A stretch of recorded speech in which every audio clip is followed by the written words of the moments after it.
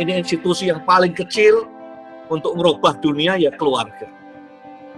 Pada saat kita taat pada perintah Tuhan untuk pergi memuridkan orang, pada saat itulah kita punya kesempatan untuk makin dekat dengan Tuhan.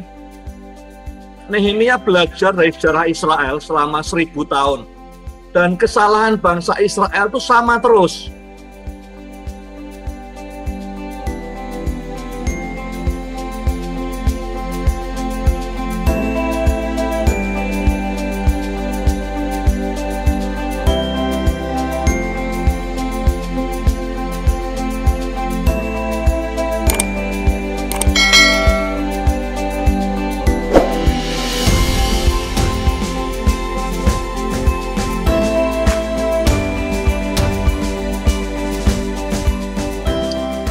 Kita masuk ke Nehemia bab 10.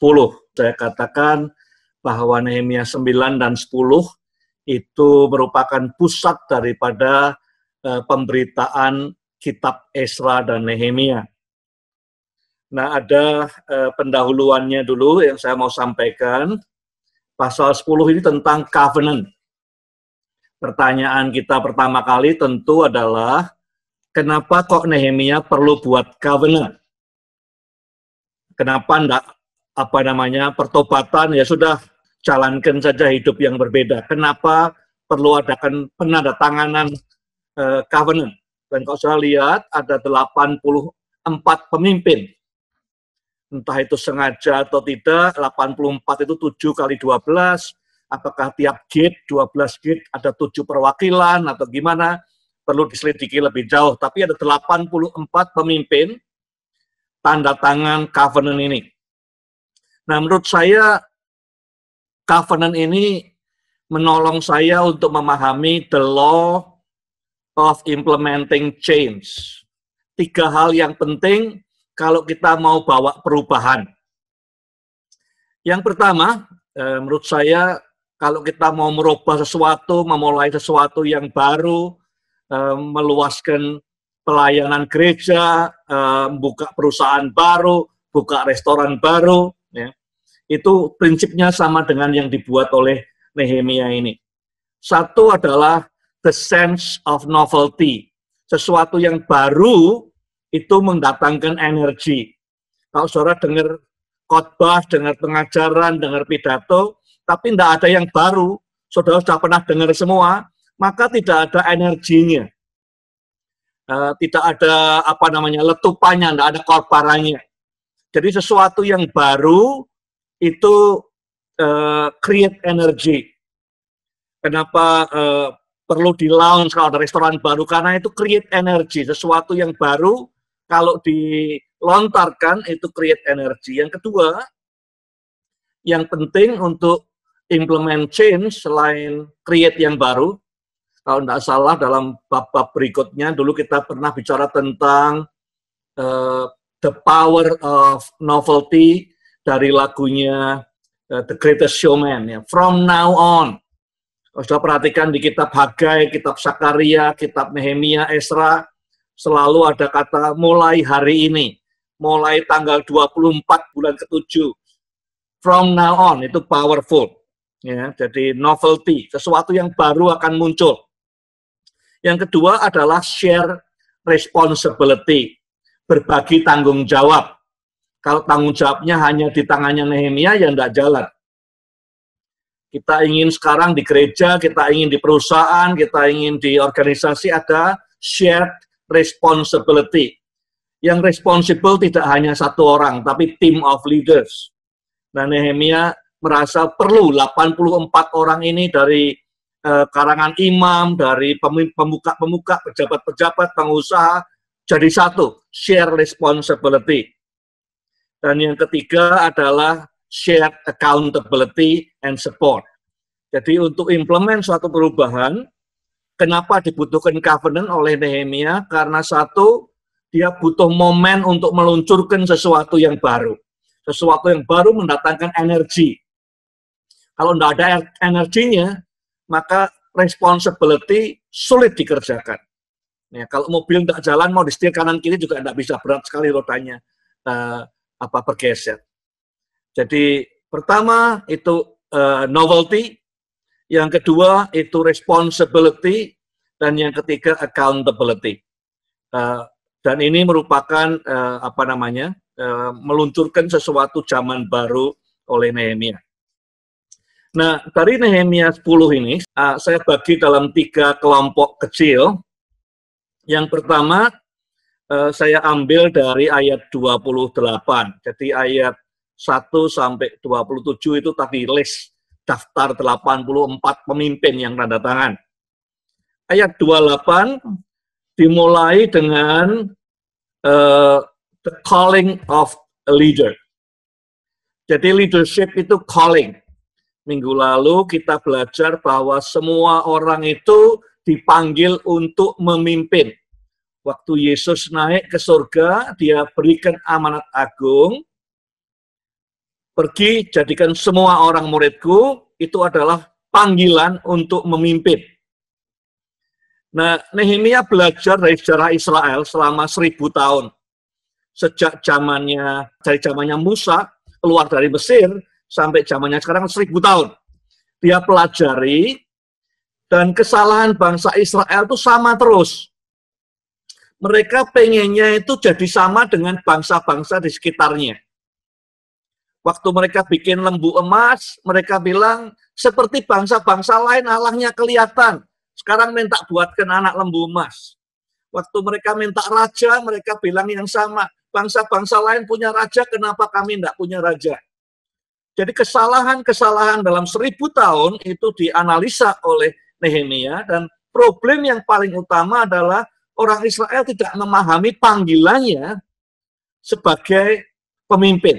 Kata yang penting, ada phrase penting di ayat 28 adalah set apart. Dipisahkan dari dunia, dipisahkan dari kebanyakan orang. Pemimpin itu dipanggil, dipisahkan. Nah, kalau di perjanjian lama kata set apart ini biasa dipakai untuk domba-domba yang tidak ada cacatnya, yang dipersembahkan untuk Tuhan. Ya, tanpa cacat. Hanya dengan korban inilah amarah Tuhan bisa diredakan, dosa bisa diampuni, Tuhan bisa disenangkan. Yang kedua, set apart juga diberlakukan untuk anak sulung. Artinya treasure possession, milik kesayangan Tuhan. Nah, pemimpin itu adalah milik kesayangan Tuhan, itu adalah domba yang tidak bercacat, yang dipisahkan dari semua domba yang lain, yang punya kapasitas untuk menyenangkan hatinya Tuhan, yang punya kapasitas untuk meredakan amarah Allah. Tapi ingat, semua saudara, saya dan saudara semua dipanggil sebagai pemimpin semua waktu meresponi amanat agung.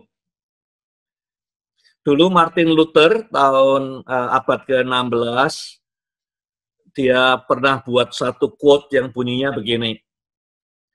What if the purpose of marriage is not happiness, but holiness? Kalau saya terjemahkan, bagaimana seandainya tujuan daripada pernikahan bukanlah kebahagiaan, tetapi kekudusan? Nah, saudara saya cenderung mempercayai Martin Luther daripada percaya Hollywood. Kalau Hollywood yang dijual soal pernikahan adalah semua happiness. Kalau sudah menikah semuanya indah semuanya. Tapi Martin Luther berkata, what if the purpose of marriage, tujuan pernikahan, itu bukan sekedar happiness, tetapi lebih lagi adalah holiness. Itu sebabnya tidak ada suami yang sempurna, tidak ada istri yang sempurna, tetapi adanya suami yang menyempurnakan istri, dan istri yang menyempurnakan suami. Nah, saya ingin terapkan ini dalam leadership juga. What if the purpose of leadership is not power, but holiness? Nah, banyak orang berpikir leadership is about power. You can control things. Kita bisa ngerjakan apa yang kita mau, kita punya kuasa. What if the purpose of leadership is not power, tetapi holiness? Kalau kita mimpin dengan benar, maka kita dibawa makin hari makin menyerupai Tuhan Yesus. panggilan. Nah, pemimpin itu bukan ujungnya. Banyak orang berpikir pemimpin itu adalah the end of everything. Pemimpin is a means. Pemimpin itu sarana. For what? Kita mimpin untuk apa? Kita harus lihat goal-nya Tuhan dari goal kita. Yang kedua, kepemimpinan tidak hanya a means, tapi juga a privilege untuk bisa mempengaruhi hidupnya orang lain. Yang ketiga, ini panggilan. Kalau kita dipanggil, berarti kita mendekat. Jadi menarik sekali, pada saat kita taat pada perintah Tuhan untuk pergi, memuridkan orang, pada saat itulah kita punya kesempatan untuk makin dekat dengan Tuhan. Kalau kita mengerjakan amanat agung, tapi makin jauh dari Tuhan, itu keliru pasti. Pada saat kita disuruh go, pergi, muridkan orang, itu adalah jalan yang paling bagus untuk kita mendekat pada Tuhan, karena tidak mungkin kita merubah orang menjadi sama dengan Tuhan, kecuali kita bersandar pada Tuhan. Tidak ada. Nah, panggilan sebagai pemimpin ini adalah panggilan untuk berbeda dengan sisa dunia ini. Saya perhatikan sampai hari ini, banyak pemimpin di gereja pengen juga sama seperti pemimpin dunia. Ukuran suksesnya pakai ukuran sukses dunia. Itu sama dengan kesalahan Israel 1000 tahun sebelum Nehemia. Selalu pengen fasilitas, pengen cara kerja, pengen segala macam seperti cara pemimpin dunia memimpin. Padahal yang Tuhan mau, yang dipahami Nehemia adalah set apart. Bagaimana kita bisa memimpin dunia ini kalau kita ini mau sama seperti dunia? Tidak mungkin. Maka dibutuhkan satu karakter yang namanya courage. Walaupun seluruh dunia ke sebelah kanan, kalau saya tahu Tuhan mau saya ke sebelah kiri, saya akan jalan ke sebelah kiri. Temptation yang terbesar selama 1000 tahun sebelum Nehemia, dan sampai hari ini pun, kita ingin conform dengan dunia ini. Cara kita mimpin, cara ngukur sukses, dan cara kerja kita. Roma 12 ayat 1 dan 2, ayat pertamanya mengatakan persembahkanlah dirimu, itu set apart. Ya. Ayat 2-nya mengatakan jangan kamu ingin serupa dengan dunia ini, tapi perbaharuilah budimu. Jadi message yang pertama dari ayat 28 ingin sampaikan, leadership is a calling. Yang nomor 2, poin yang nomor 2 yang ingin saya sampaikan dalam Nehemia pasal 10, setelah Nehemia belajar ya tentang kepemimpinan Israel, kegagalannya karena apa, dia putuskan, kalau saya bisa menjaga setiap generasi, pemimpin itu sadar bahwa dia set apart, dipisahkan dari sisanya, dari omyoan, dari kebanyakan orang. Ya. Panggilan untuk ngerjakan fully untuk Tuhan, itu nomor 1. Nomor 2, dia bilang, untuk memonitor progresnya, saya perlu dashboard. Nah, saya enggak tahu, saya sudah lama enggak nyetir di Indonesia, tapi terakhir saya nyetir di Amerika, itu di dashboard ada beberapa hal. Tujuannya apa? Tujuannya supaya saya aman sampai tujuan. Di dashboard itu ada yang namanya engine light, lampu engine-nya. Pada saat di starter biasanya nyala sebentar terus mati. Kalau nyala terus, berarti ada yang tidak beres mesinnya. Kalau terjadi seperti itu, jangan pergi. Mendingan telepon bengkel, diperiksa. Ada lagi apa di dashboard? Ada ukuran panasnya mesin. Ada C di sebelah kiri, ada H di sebelah kanan. Kalau melewat batasnya, jangan diteruskan. Tahun 70-an, waktu itu ayah saya, papa saya ngajak kita naik mobil. Mobilnya mobil tua, ya. Seringkali panas mesinnya, kita harus berhenti, diademkan dulu, karburatornya diisi air lagi, jalan. Jadi tujuan daripada dashboard itu ada 3, 4, atau 5 hal yang penting untuk mendeteksi bahwa mesinnya oke. Kalau kita pakai mobilnya akan selamat sampai tujuan. Nah, zaman sekarang di dashboard ada juga soal apa namanya tekanan air dalam ban. Apakah semuanya sama atau ada yang kempes? Ada juga bensinnya cukup atau tidak. Semua itu adalah indikator-indikator dalam dashboard. Ya. Kalau tubuh kita juga punya dashboard. Biasanya kalau kita ke rumah sakit, ditensi dulu. Nah, itu indikasi awal beres apa tidak, sehat apa tidak. Ya, suhu badan dicek dulu dan segala macam. Nah, menurut saya ada 5 indikator yang dia taruh di dashboardnya bangsa Israel. Yang 84 pemimpin harus bisa melihat semuanya. Dashboard yang pertama adalah soal keluarga di ayat yang ke-30 ya misalnya. Aku tidak akan berikan anakku kepada orang sekitar bangsa ini, bangsa yang lain. Ya, anak laki tidak, anak perempuan tidak. Jadi yang pertama dia bilang indikator paling penting bahwa bangsa kita masih ikut Tuhan, masih sehat rohnya adalah keluarga. Bagaimana kita membangun keluarga. Karena apa? Karena di Keluaran 13, waktu mereka keluar dari Mesir, pidatonya pertama kali Musa, dia bilang bahwa bangsa ini dibangun di atas keluarga.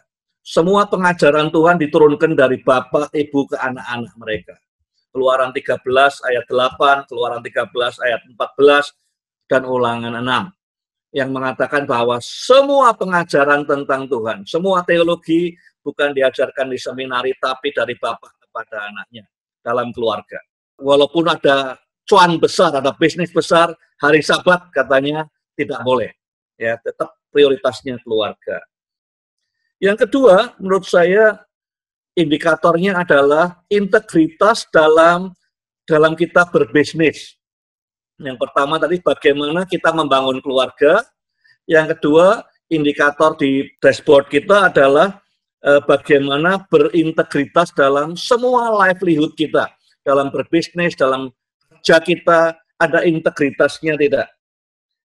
Yang ketiga, soal tanah. Tanah tahun ke-7 tidak dipanen. Aset, tanah waktu itu adalah uang, aset. Ya, revenue, apa namanya, kekayaan kita. Kalau kita serakah, ya kita kerjain tanah terus sampai habis semua energinya, proteinnya, segala macam. Tapi Nehemia bilang, kita harus punya stewardship terhadap alam ini. Ya. Nanti kalau kita kuras semua, yang kita tinggalkan cuma sampah di bumi ini, nanti anak cucu kita hidupnya kayak apa? Ya. Kalau kita bikin hancurkan ozon di udara, kasih polusi di mana-mana, nanti anak cucu cicit kita hidup di dunia seperti apa? Jadi stewardship itu bisa menyangkut bagaimana kita berurusan dengan alam, bagaimana kita berurusan mengatur uang kita, kerjaan kita, harta kita, segala macam. Yang keempat, dikatakan di ayat 34, semuanya dikerjakan supaya api di mezbah tetap menyala. Indikator nomor 4 adalah soal api, passion.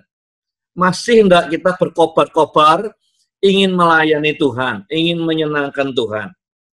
Dan yang kelima, di dashboard adalah impact to the world. Apa yang kita tularkan ke dunia, nilai-nilai apa yang kita tularkan ke dunia. Apakah kita masih ada pengaruh di luar gereja, di luar keluarga, atau semua pengaruhnya hanya di kalangan Kristen sendiri. Jadi ada 5 dashboard yang dibangun oleh Nehemia. Hari ini kalau saya tanya orang umum, seringkali dashboard itu adalah indikator ke arah sukses. Banyak orang tidak melihat keluarga sebagai indikator nomor 1, keluarganya hamba Tuhan ini, keluarganya anak Tuhan ini beres apa tidak, ya, apakah ada mezbah keluarga, tapi lihatnya justru apakah dia perform miracles. Ya, banyak orang mengukur sukses dengan miracles. Apakah miracle jelek? Tidak. Miracle bagus dan itu dari Tuhan datangnya. Tapi kalau itu dijadikan dashboard sebagai ganti keluarga, maka bangsa Israel bisa hancur. Ya. Yang kedua, dalam hal bisnis, dalam hal kerja, dalam hal cari nafkah, Tadi saya katakan Nehemia bangunnya integritasnya. Tidak asal untung, tapi integritasnya. Tapi di dunia, di gereja banyak kali kita ngukur keberhasilan, sukses dari karisma orangnya. Karisma jelek nggak? Enggak, sama sekali tidak. Karisma bisa berguna untuk pelayanan. Tapi kalau integritas kita ganti dengan karisma, dan itu sudah banyak terjadi. Banyak hamba Tuhan yang berkarisma luar biasa jatuh karena tidak menjadikan integritas dashboard dalam hidupnya. Yang ketiga, tadi Nehemia bilang stewardship, ya, cara mengelola kekayaan, harta, asetnya, talentanya, kepandaiannya, semua. Caranya gimana? Jangan sampai kita bangun nama buat diri kita sendiri, seperti Kejadian pasal 11.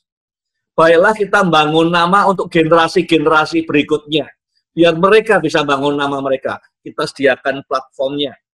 Di dunia sekarang ini, ya, di kalangan gereja juga, di dunia juga, sukses langsung diidentikan dengan financial blessing, berkat keuangan. Ya, kalau si A itu lebih diberkati, dia lebih benar hidupnya.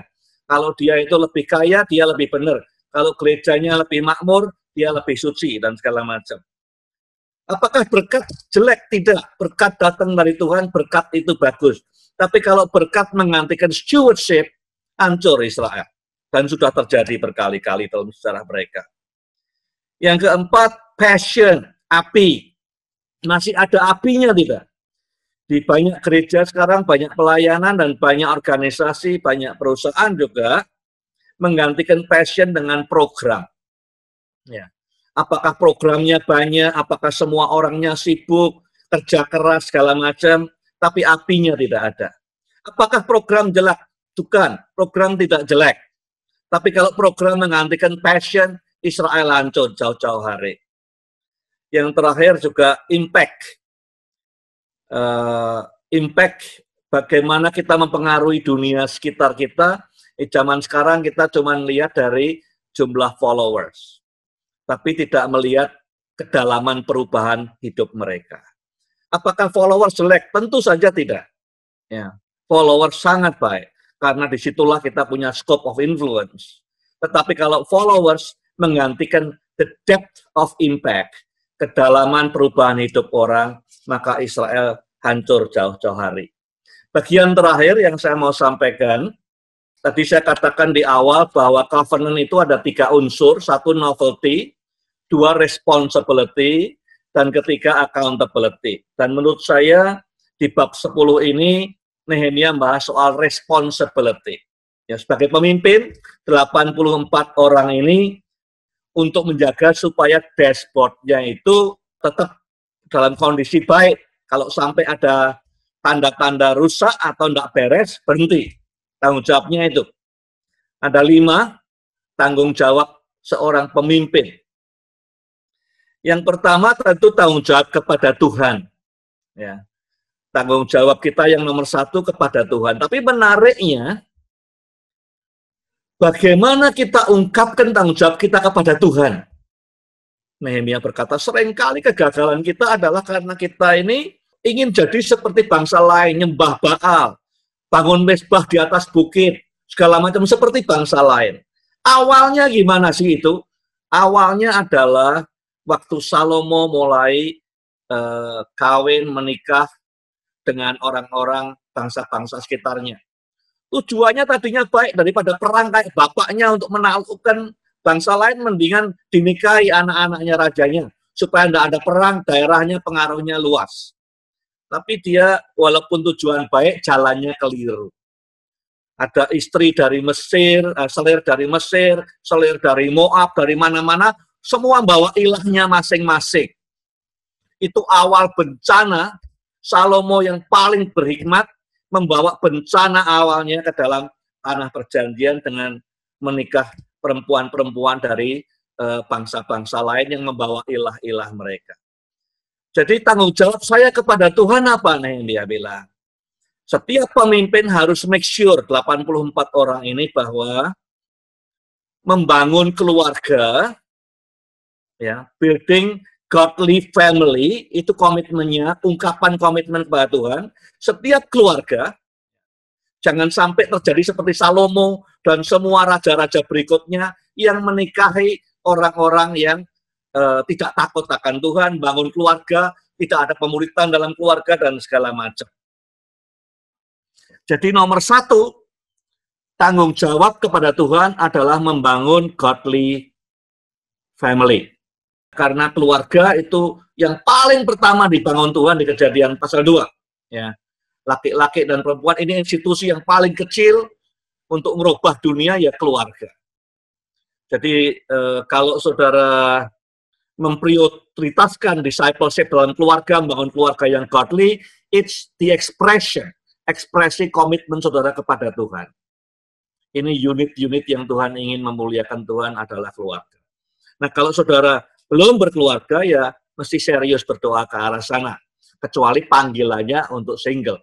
Tapi kalau tidak, ya komitmen kepada Tuhan adalah building godly family. Jadi kalau tanpa itu, maka perintah di Tuhan di Kejadian 1 tidak akan terlaksana juga.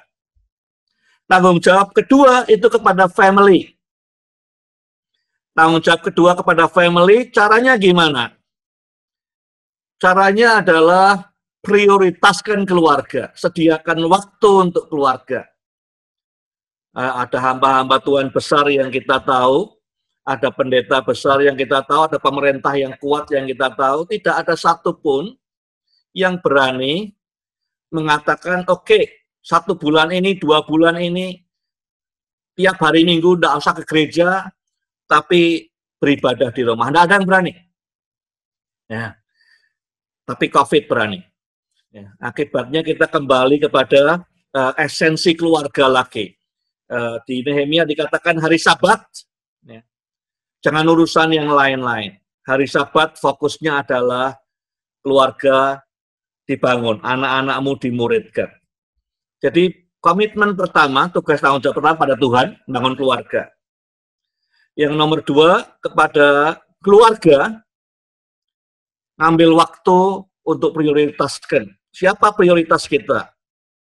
Keluarga. Nomor 3, tanggung jawab kita kepada the next generation. Kepada anak-anak kita. Yang harus kita kerjakan apa? Menjadi good steward of this earth. Create space. Ya, jangan sampai semua kita habisin semua yang ada di atas bumi. Kita mau meninggalkan legacy buat kita. Kadang-kadang saya hati-hati pakai kata legacy, ya, karena seakan-akan kemudian yang penting itu nama kita mau diingat dan segala macam.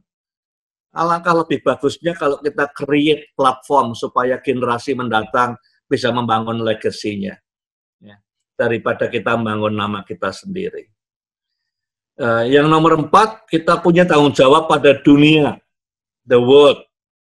Nilai-nilai kerajaan Allah yang apa yang ditularkan, ya, infectious.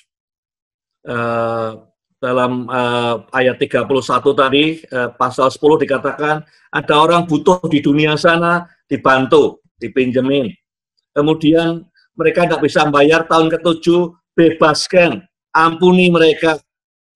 Kemudian rilis mereka. Sebagian besar umat Kristen hari ini pengaruhnya hanya dalam lingkup gereja saja. Riset BRC yang lalu mengatakan, di antara sekian banyak orang yang mengatakan memuridkan selama 12 bulan terakhir, hanya 10% yang bersentuhan memuridkan orang di luar gereja. Semua yang kita kerjakan dalam lingkup gereja saja. Kita punya tanggung jawab pada dunia ini, menjadikan dunia ini dunia yang lebih baik. Tidak cukup hanya dengan memperindah taman dan segala macam, tidak cukup. Itu perlu, ya. Tapi memperbaiki orangnya itu lebih penting. Jadi kalau kita ingin meninggalkan dunia ini dengan menjadi dunia yang lebih baik buat anak cucu kita, itu bukan sekedar kita berbaik pada alam, ya itu perlu, tetapi kita harus mentransformasi orang-orang yang hidup di dalamnya. Bagaimana kita ngajar mereka untuk mengampuni, bagaimana kita menularkan pada mereka untuk saling menolong, bagaimana kita rilis potensi mereka untuk bisa berguna buat orang-orang lain. Yang terakhir, tanggung jawab kita kepada siapa? Yang terakhir kepada panggilan kita, kepada pelayanan kita. Kita punya tanggung jawab. Yang harus kita kerjakan apa? Keep the fire burning. Ayat 34. Mezbah itu apinya harus terus menyala. Semua yang bersentuhan langsung dengan api pasti akan terbakar. Kalau sampai hidup kita tidak terbakar, itu artinya antara kita dengan api ada macam-macam hal yang lain. Ya. Bisa aja itu tembok, bisa aja itu dosa, bisa aja itu ambisi yang lain, bisa aja itu penghalang-penghalang yang lain. Tapi kalau kita ini bersentuhan langsung dengan api, maka kita akan hangus dan orang yang bersentuhan dengan kita langsung akan terkena dampaknya. Jadi tanggung jawab yang kelima, tanggung jawab pada pelayanan, kepada panggilan Tuhan. Tanggung jawabnya apa? Api atau passion harus terus menyala. Caranya gimana? Ada dua. Always give your best, always put God the first. Saya baca di sisa pasal 10 ini, semua buah pertama, hasil pertama, semua untuk Tuhan. Yang kedua, all the best, semua yang terbaik, yang tidak cacat, semua untuk Tuhan. Itu praktisnya bagaimana supaya api terus menyala. Nah, kita, saudara dan saya, ya, sebagai pemimpin, kita perlu make sure bahwa kita ini sadar, kita ini dipisahkan dari dunia. Fully, holy for God. Sepenuhnya untuk Allah. Cobaan yang sering muncul dalam hidup saudara dan hidup saya adalah pengen seperti orang lain yang di dunia sana. Ingat itu kesalahan orang Israel 1000 tahun. Pengen seperti bangsa-bangsa sekitarnya. Sukses seperti mereka, boleh bisnis seperti mereka, dan segala macam. Ya. Yang kedua, yang penting, memonitor progres kita itu penting, kita perlu dashboard. Nah, untuk Nehemia, dia berikan bangsa Israel 5 dashboard ini. Nah, kalau saya ini pernah belajar balance scorecard, ada dashboard untuk perusahaan juga. Bisa juga dipakai buat gereja. Nah, ini 5 dashboardnya untuk monitor apakah gereja sehat, apakah perusahaan sehat, apakah hidup saudara sehat, keluargamu sehat, apakah bangsa Israel tetap bergerak dalam alurnya. Yang ketiga adalah responsibility. Bagaimana make sure bahwa kita manage, ya, mengelola dashboard ini, indikator ini dengan baik. Itu butuh tanggung jawab. John Maxwell pernah berkata begini, sebagai pemimpin, kita bisa menyerahkan, mendelegasikan semua tugas lain kepada orang lain. Satu yang tidak boleh kita serahkan atau delegasikan, yaitu responsibility. Sebagai pemimpin, yang namanya pemimpin itu bertanggung jawab. Pada saat kita lari dari tanggung jawab, sesungguhnya kita menyerahkan jubah kepemimpinan kita. Pada saat kita dipanggil Tuhan untuk memulai zaman baru di Israel, ini deskripsi 5 tanggung jawab. Saya pertama bertanggung jawab pada Tuhan. Caranya gimana? Ekspresinya, bangun keluarga. Kalau bukan keluargamu, ya keluarga yang lain.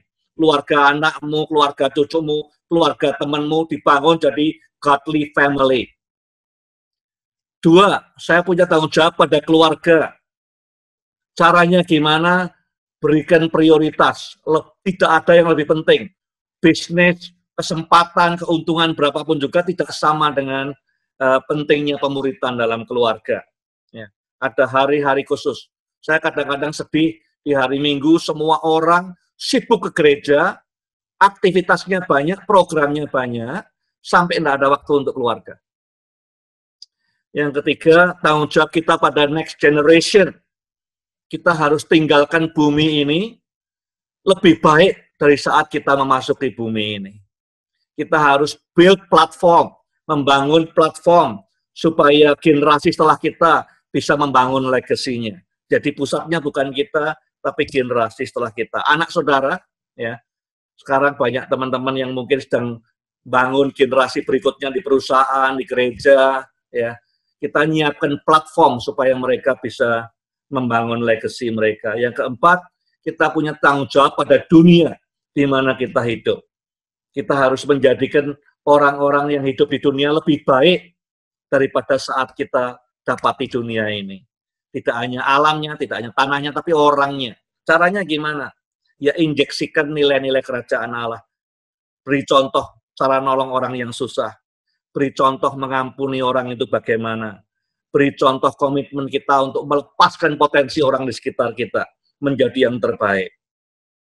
Dan yang terakhir, kita punya tanggung jawab kepada panggilan kita, pada pelayanan kita.